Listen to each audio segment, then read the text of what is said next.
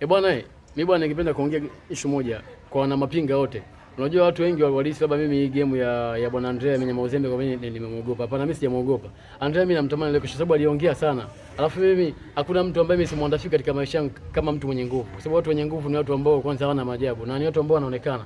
Na yeye mwenyewe anajua kama huu muziki ni anajua kwamba mimi nako ni mzee wa ngumi za mahesabu. Mimi watu kama kwangu mimi kama nyama. Kwa hiyo niwaambie tu wana mapinga issue moja. Sijamkimbia Mnyama Uzembe. Ila iko hivi. Mwanzo tuliomba game kwa majicho akili kwamba tarehe 10 ya mwezi wa 4 ikashindikana. Kwa hiyo hii game ikawa imekaa. Meneja wangu akapigiwa simu Hamu Komba, meneja mkubwa wa Bagamoyo akapigiwa simu kwa bana hii game imekaa. Kwa hiyo inabidi mtu akacheza tarehe 16 ya Jumamosi ambapo mimi na Andrea ndio tuishi. Kwa hiyo sijamkimbia Andrea kwa sababu mazingira si hivi na hivi, hapana.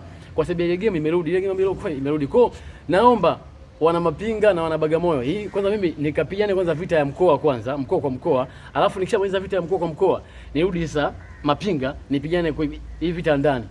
Andrea, fanya mazoezi leo kesho, mimi nitakuja hapa na nakutamani kama nyama. Wewe yani kwangu mimi ni kama sisimizi. Yani sikuogopi na sikondafii. Kwa fanya mazoezi.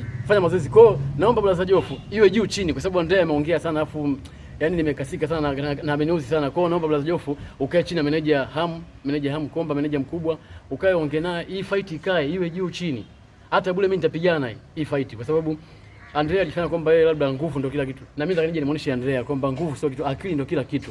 Mimi na kwa mzee ngumi za hesabu sije kushindwa. Hapa ni timu ushindi mwanzo mwisho. Shaifu Boxing hajaje kushindwa hata siku hii, hata siku moja. Iko hivyo.